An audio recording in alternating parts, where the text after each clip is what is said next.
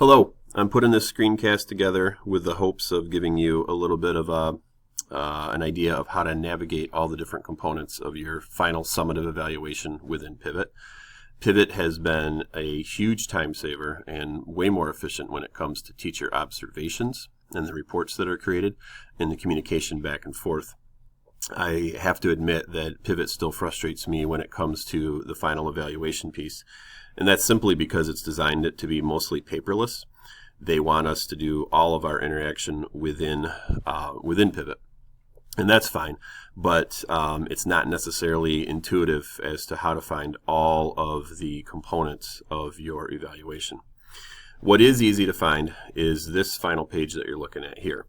When I have your summative evaluation done, you will get an email from 5-Star, very similar to how you get an email whenever a classroom observation is finished. The link in that email should take you to this evaluation. You'll know it's your evaluation because your name will be here, where currently it says 5-Star Pivot. The page you're looking at right now is essentially what will be printed off and will be placed in your mailbox for your signature. More on that in a little bit.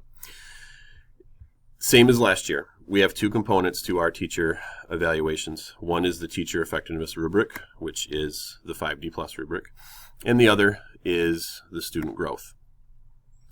Within the teacher effectiveness rubric, you can get a rating of 1, 2, 3, or 4. In this sample, the teacher got a 3. In the student growth, you can get a little wider variety because we average 3 years if we have 3 years of data for a teacher. The weighting is consistent with what it's been at least the last 2 years. We put 75% of the weight on the 5D rubric, and we put 25% of the weight on student growth. Just to note, this 25% is a state mandate. We cannot put less, we cannot put more. And since the only other thing we include in our evaluations is the 5D rubric, that means the balance is 75%. So in this sample, the teacher got a 3, which would be considered a proficient rating. That's across all 6 dimensions. And I can highlight that in a little bit in this sample too. So the math carries out to a weighted rating of 2.25.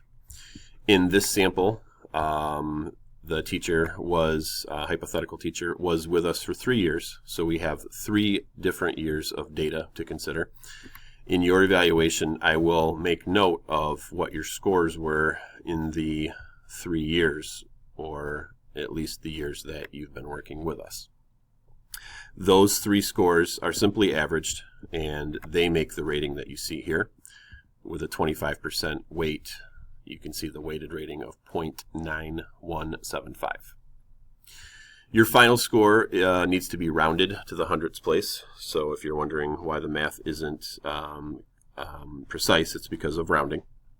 And this up here shows you the bands for the effectiveness labels. Now, just one reminder, these 4 labels are state mandated. We have to put one of those on everybody. The final label you get is not really necessarily highlighted like the final score is, but you can see it here in this teacher with a 3.17 falls into the effective rating, so effective is what's selected. Scrolling down just a bit, under comments, you will all have some general feedback that will be specific to each individual teacher. It'll include some ideas for focus areas for future years for you to consider. This statement right here will be on everyone's evaluation, asking you to review the full evaluation within Pivot so you can see the specific feedback across all the dimensions. And then there is a bit of legalese down here too. If you have questions about that, you can look to the state statute. You could simply Google it, or you can ask me.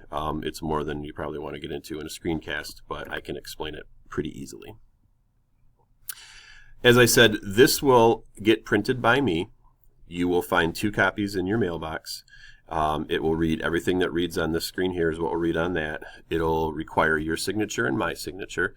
And if you want to sit down and talk before you sign, that of course is definitely okay. In fact, it's encouraged. And I'm getting these out to teachers as soon as they're done, rather than waiting until they're all done, so that teachers can have a little bit more time than maybe they did in past years if they want to sit down with me. But there's much more to see than just what you see on this screen. So to access the rest, you want to click on the Components tab in the upper left. Within the Components tab, you can learn a little bit more about the Teacher Effectiveness Rubric or the Student Growth. The Teacher Effectiveness Rubric is where you have a lot more information to access. And what you want to do is click on this eyeball icon. Once you click on that icon, the first screen you see is a snapshot of the overall rating for each dimension. And that will help you figure out how I arrived at your final rating. In this sense, this teacher had 2 dimensions that were distinguished, 3 that were proficient, and 1 that was basic. Remember, we don't average these. That's why you only get a 1, 2, 3, or 4. In this case, the preponderance of evidence puts the teacher at proficient, hence the final rating of proficient. You will see some general feedback here as well.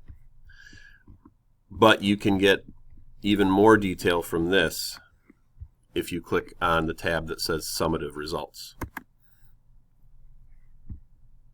Within this tab, you can toggle through the different dimensions. You can see each rating for each indicator. And then that will help you see how I arrived at the rating for that particular dimension. Once again, just like for the overall rating for the rubric, we don't average. In purpose for this hypothetical teacher, we had 1 distinguished rating, 2 proficients, and 2 basics. Once again, preponderance of evidence would put this teacher at proficient for purpose. This is where you will see feedback designed to generate some ideas for improvement for future years. If you click on Next, you'll go to the next dimension, which is student engagement. And you'll see the same thing as you move out. You can keep clicking Next to move through, or if you prefer, you can just click on the individual dimensions. If you go back to summary,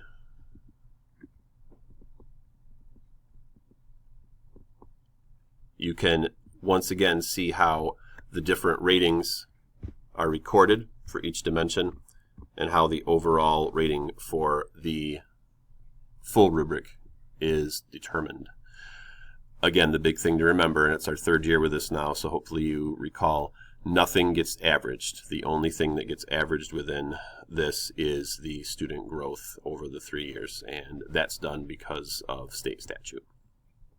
Hopefully this helps you navigate all of the feedback that you get within your evaluation.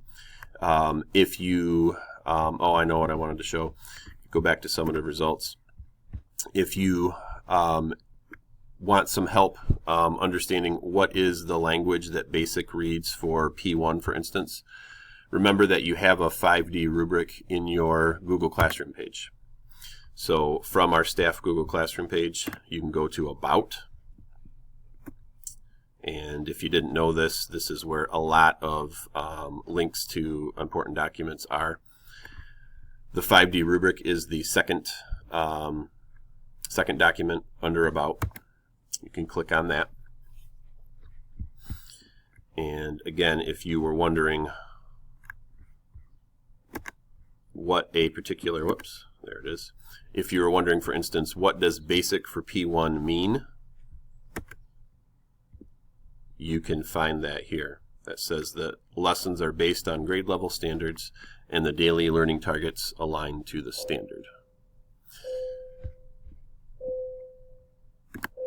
Please make sure you get with me if you have any questions. I'll be leaving this on the Google Classroom page basically until I have all of the signed evaluations from teachers.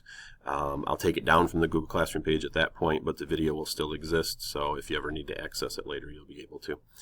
Thank you very much.